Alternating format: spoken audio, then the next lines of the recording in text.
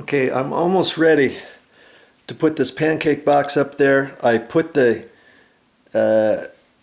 ground screw in there, and see how at the bottom of the ground screw it's going to go up above the back side of the pancake box. That's why I had to pre-drill a hole up in there into the wood just to allow this screw to go up in there, or else this screw would never tighten down because the back side of the screw would be hitting the wood.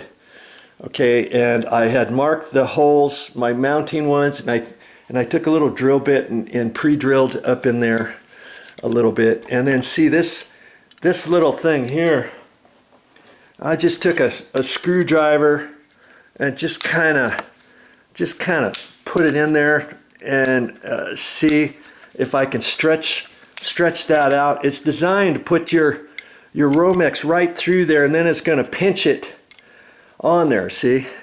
And that's like, if you got a regular attic, you don't want somebody to walk up there and not know that there's a wire there, and then it pushes down on your wire on the edges of the side of your box, because those edges are sharp.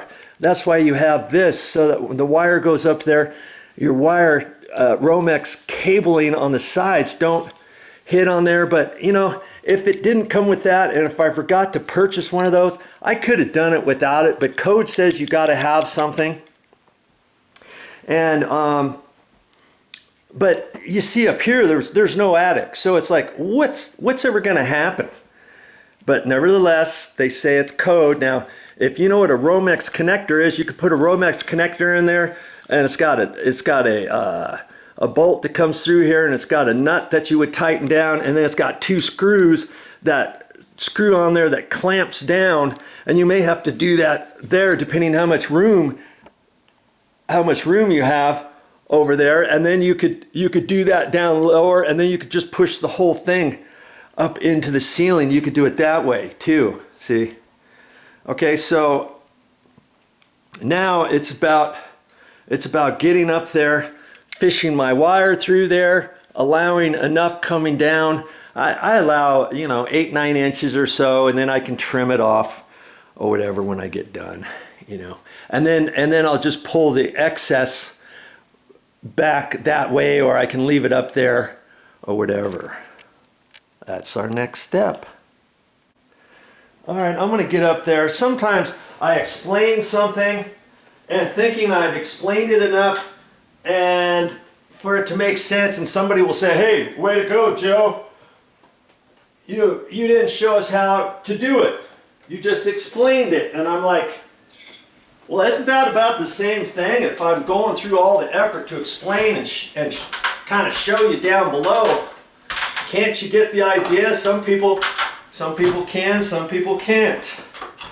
Okay, so I get my drill set up here, and let's see if I can't push this through there. And like I say, you gotta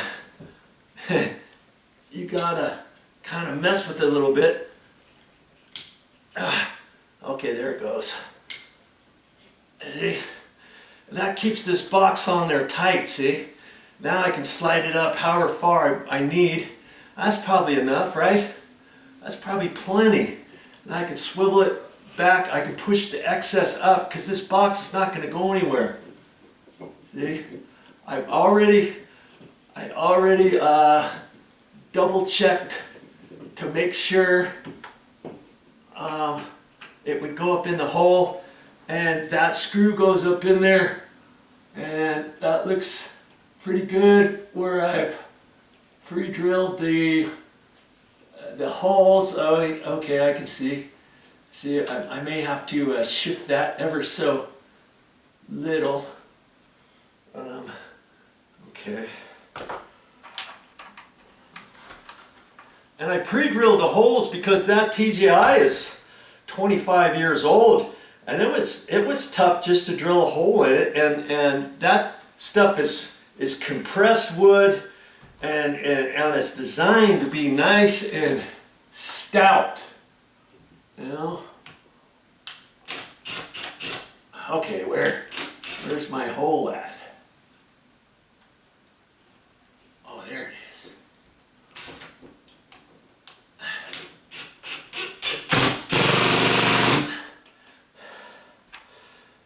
This is one of those ratcheted drills, and so it's supposed to make that noise. I'm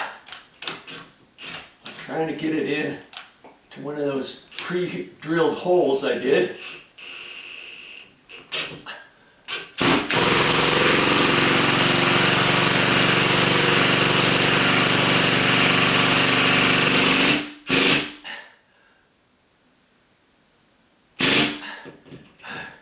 Do you ever think that's gonna fall down? I mean, I could just do it with 2 screws. You know, I've got pre-drilled for a 3rd one, but I'll put the 2nd one in.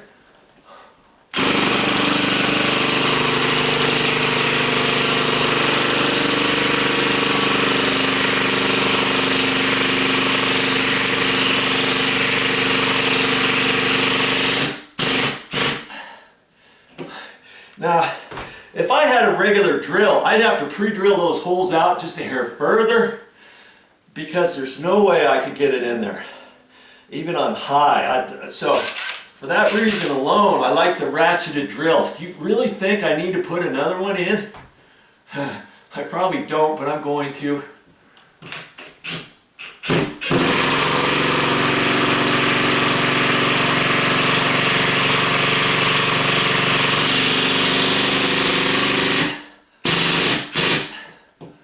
Check my screws. Okay.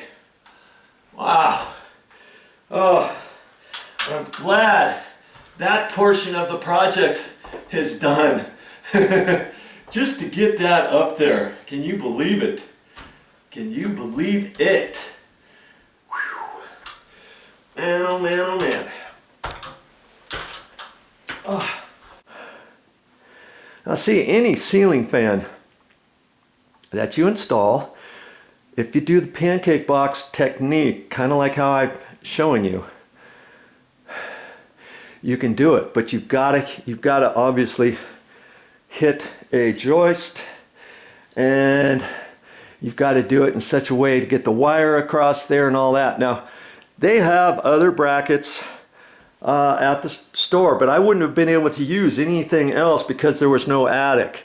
If there was an attic above there, if you didn't feel comfortable doing it like that, they have the box on a sliding rod that hangs down. You take the rod and slide it in between your floor joists, your ceiling joists, whatever you have up there. Then you have to make sure you have somebody down below, so you know that the box isn't going to hang down too far. It's not going to be up too high, and you can do something like that too. Make sure you get the boxes that are designed and meant for a ceiling fan, not just for a light fixture. Okay, if you're doing this and if you have an inspector look at the work, he wants to make sure that your approved boxes are approved for an actual ceiling fan rather than a light fixture, because the ceiling fan holds more weight. Okay.